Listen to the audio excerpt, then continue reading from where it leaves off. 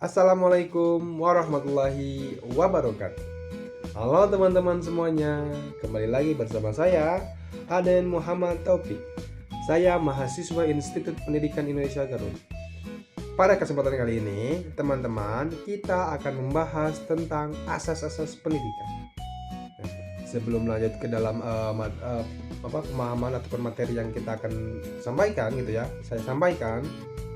Sebelumnya kita akan mengulang ataupun flashback kembali kepada pertemuan kemarin, dimana pada pertemuan kemarin itu kita sudah membahas tentang landasan yang ada di dalam pendidikan.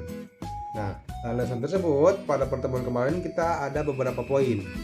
Yang pertama itu landasan filosofi yang berkaitan tentang keterhubungan makna dari suatu hakikat ataupun pengertian gitu.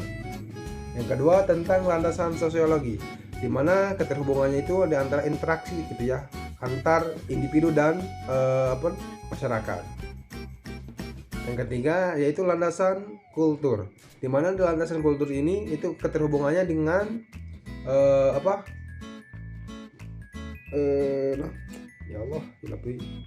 tentang kebudayaan pendidikan. Yang keempat yaitu landasan psikologis, yang keterhubungannya itu tentang aspek ataupun kepentingan tentang psikolog manusia atau mempelajari tentang suatu perkembangan. Dan yang kelima yaitu landasan ilmiah dan teknologi, yang berhubungan dengan peran ilmu pengetahuan dan teknologi. Nah, teman-teman, selanjutnya kita akan memasuki ke dalam pembahasan, di mana dalam pembahasan ini yaitu mengenai asas-asas di dalam pendidikan. Asas-asas di dalam pendidikan ini teman-teman, merupakan suatu landasan dasar yang menjadi tumpuan ataupun patokan dalam proses pembelajaran. Nah, adapun di dalam asas-asas pendidikan ini terdapat 3 poin. Di antaranya itu asas tuturi handayani. Yang kedua yaitu asas belajar sepanjang hayat.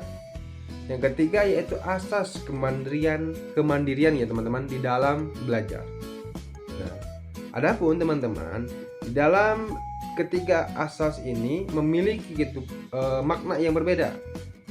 Salah satunya yaitu asas tuturi handayani, di mana dalam asas tuturi handaya ini dikemukakan oleh Ki Hajar Dewantara yang memiliki 3 semboyan. Yang pertama yaitu Ingarsa Tulada, yang artinya teman-teman, Ingarsa Tulada itu memberikan contoh yang baik di depan.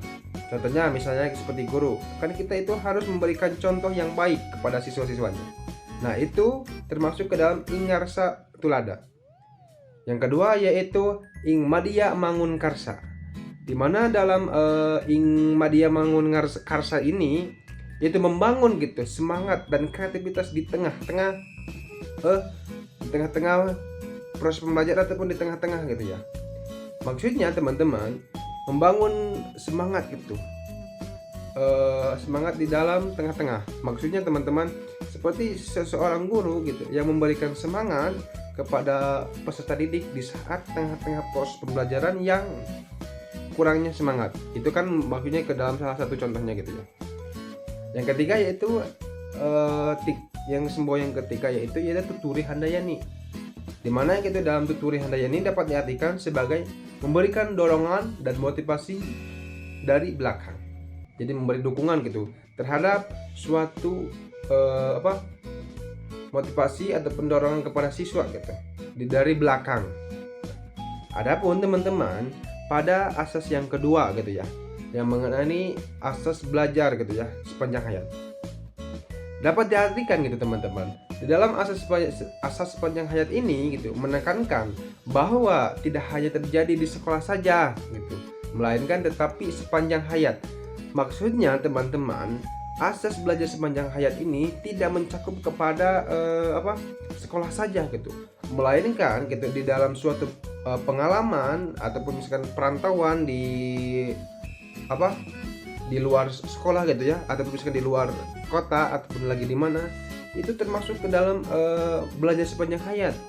Karena belajar itu tidak ditentukan, tidak dipatokkan di dalam batas maksimal Nah, namun mengacu kembali di dalam dunia pendidikan tentunya gitu memiliki batasan-batasan gitu ya. Di antara misalkannya dari jenjang SD, jenjang SMP, jenjang SMA dan ke perguruan tinggi selanjutnya. Nah, teman-teman, untuk yang ketiga yaitu tentang asas kemandirian dalam belajar. Maksudnya teman-teman, asas ini menekankan pentingnya gitu kemandirian peserta didik dalam proses pembelajaran. Jadi kalau untuk asas yang ketiga mah teman-teman gitu ya, memberikan suatu tekanan gitu bukan tekanan gitu ya, kemandirian yang diberikan oleh seorang guru dalam proses pembelajaran agar si siswa tersebut lebih